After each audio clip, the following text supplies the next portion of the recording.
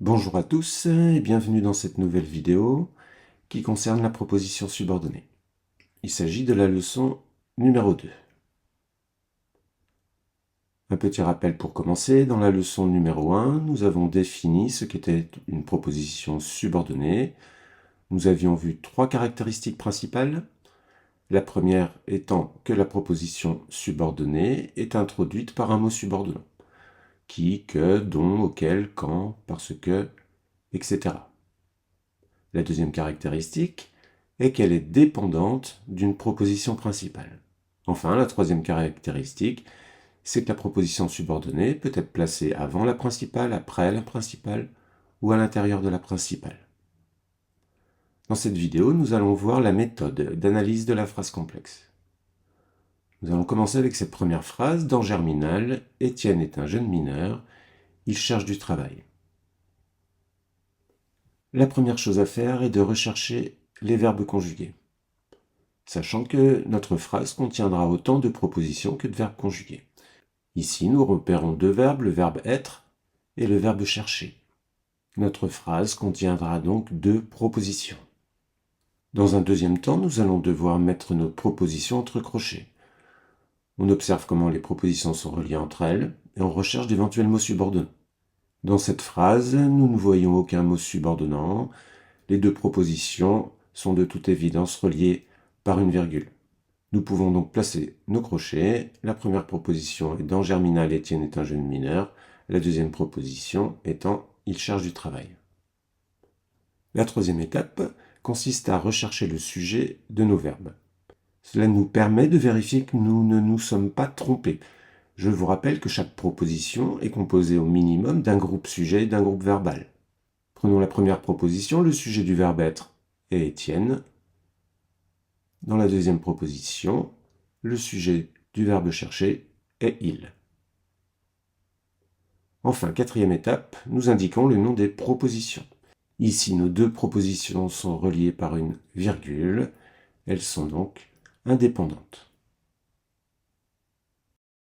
Prenons une nouvelle phrase. Dans Germinal, Étienne est un jeune mineur qui cherche du travail. Nous allons suivre les 4 mêmes étapes. Nous repérons le verbe être et nous repérons le verbe chercher. Il nous faut à présent mettre les propositions entre crochets, donc nous demander comment les propositions sont reliées entre elles. Ici, nous repérons le mot subordonnant « qui ». Qui dit mot subordonnant dit proposition subordonnée. Le mot subordonnant introduisant une proposition subordonnée, nous mettons un crochet devant qui. Il nous reste à réfléchir où se termine cette proposition subordonnée. Ici, il n'y a pas de difficulté. Nous plaçons un crochet après travail. La proposition subordonnée est qui cherche du travail. À partir de là, notre deuxième proposition est facilement repérable. Il s'agit de dans Germinal, Étienne est un jeune mineur. Troisième étape, nous repérons les sujets des verbes. Le sujet du verbe être est Étienne. Il n'y a pas de difficulté. Quant au sujet du verbe chercher, ici vous allez comprendre, j'espère, tout l'intérêt de la méthode d'analyse. En effet, pour trouver le sujet d'un verbe, vous êtes habitué à poser la question « qui est-ce qui ?» En l'occurrence, qui est-ce qui cherche du travail? Eh bien, c'est Étienne qui cherche du travail. Donc la logique voudrait que ce soit Étienne qui soit le sujet du verbe chercher. Pourtant, c'est impossible, puisque si nous reprenons la définition de la proposition est composée au minimum d'un groupe sujet et d'un groupe verbal. Donc dans notre proposition qui cherche du travail, il nous faut bien un groupe sujet. Le groupe sujet est à trouver dans la proposition elle-même. Nécessairement ici, qui va être le sujet du verbe chercher. L'étape 4 maintenant est une simple formalité.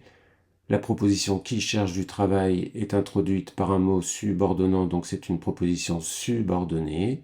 Qui dit proposition subordonnée dit proposition principale. Dans Germinal, Étienne est un jeune mineur et donc la proposition principale. Continuons d'explorer la méthode avec cette nouvelle phrase. Dans ce roman, Zola montre que la vie des mineurs était inhumaine. Première étape, nous recherchons les verbes. Nous repérons le verbe montrer et le verbe être.